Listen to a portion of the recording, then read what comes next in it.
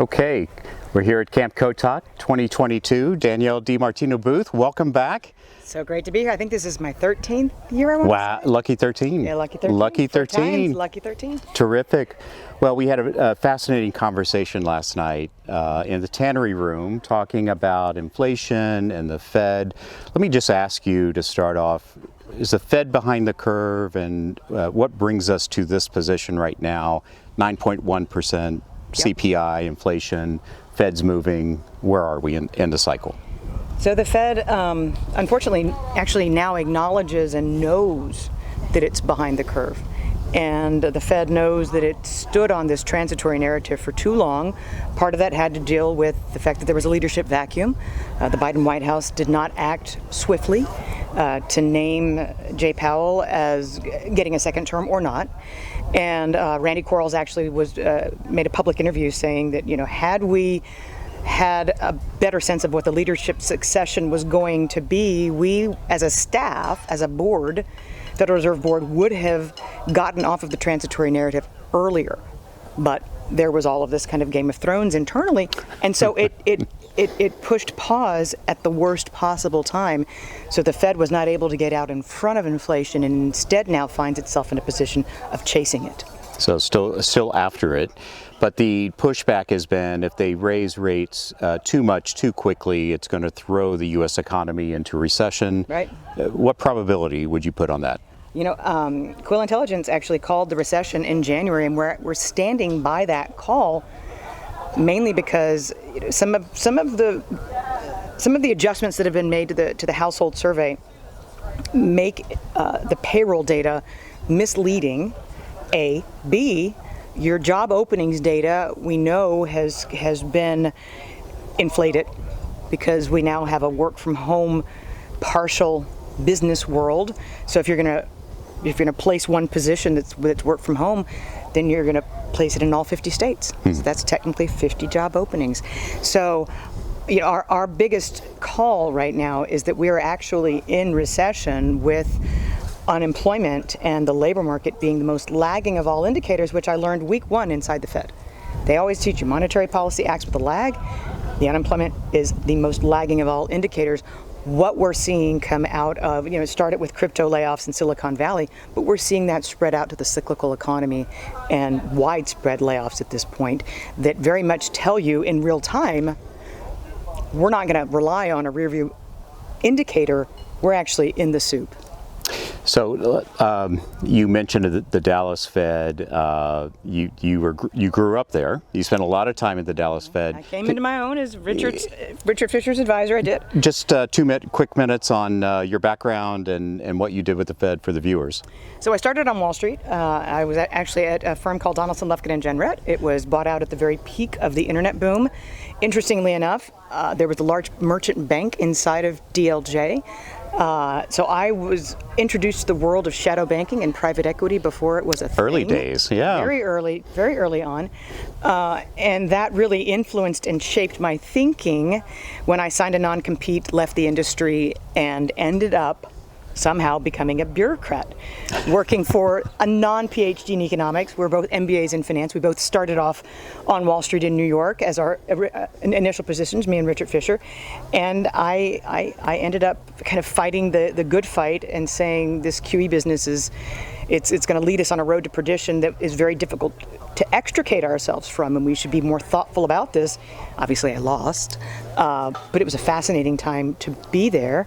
And when Richard Fisher retired, I followed him right into retirement and started my own research boutique, and now I am known as being highly critical of the Federal Reserve. And widely followed, but a great voice to think about Fed independence and the efficacy, if you will, of the Fed policy. So QE's been with us a very long time, over a decade. They've been talking about QT and reducing the balance sheet, but yet we haven't really seen a shrinkage of assets at the Fed. What's happening? We are seeing that now really pick up. There has been, in fact, so it's accelerating now. We put out a primer that we put out complimentary just a few days ago, explaining that things that we learned back in business school. Treasury matures on the 15th or the 30th or the 31st, last day of the month, and therefore the Fed may have launched QT in June, but they weren't able to even start shrinking the balance sheet until June 15th, when that first Treasury matured and rolled off. Mortgage-backed securities can take up to 3 months to settle, but the Fed is indeed increasing the pace of quantitative tightening. It will get to full throttle by the end of September. And going into this, one of my other mentors, Lacey Hunt, has pointed out to me that if you look at a publication that comes out of the Fed every day, every Friday afternoon, we've actually seen depleting liquidity for 4 months running. In the closest gauge that we have for that, you've seen M2 growth turn negative year over year. So into this liquidity vacuum steps QT as it grows. So for all of the criticism that the Fed is not engaged in QT, I think investors have a rude awakening when they realize that they're the frog in the water that's finally come to a boil once they really get that machine up and running at a $95 billion a month run rate. So there's been a lot of criticism about this QT doesn't really matter because we've had QT before in 2018, and there was the infamous pivot that took place. Right. What's different this time to lead you to think that that reduction of the Fed's balance sheet will continue? Inflation's not falling.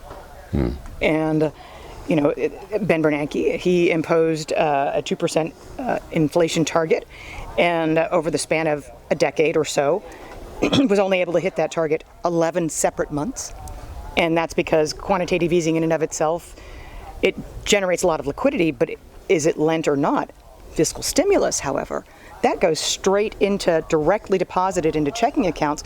That generated a lot of inflation that the Fed fully monetized. They're complicit.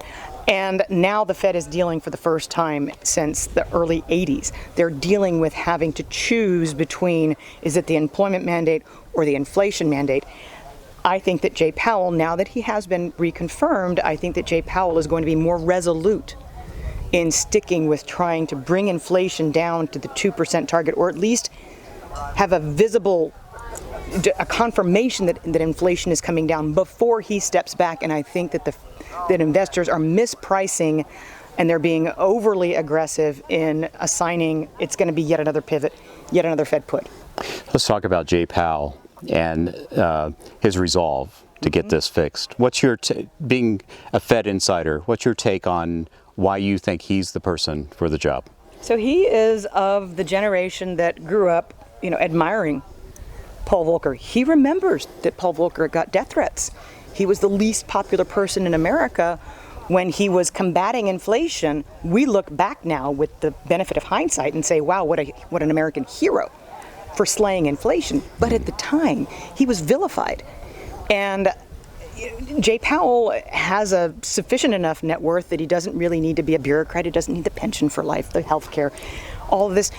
So why is he there unless he really thinks that he can make a difference? And again, I'll go back to his mentor was Paul Volcker.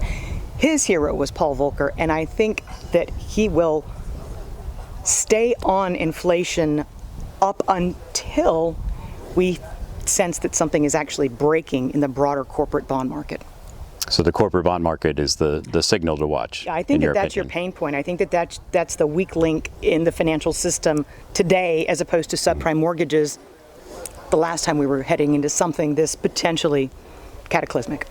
Final question, Federal Reserve Bank, good for America or not so good for America? They're not good now. They haven't been good for a very long time. They haven't been good since Alan Greenspan stepped into office and created the Fed put. In the process, we've lost price discovery. And, whether or not you're an investor or not, there is a certain integrity in having markets set prices. And the Fed interjected itself into this natural process and has made it that much more difficult for the economy to function on its own. And that is not good. That's not good for America. It makes us vulnerable to other sovereign nations that would rather not see the United States be the economic superpower. Danielle DiMartino Booth, thank you very much. Great to see you again. Great. Likewise. Thanks. Thank you. Take care.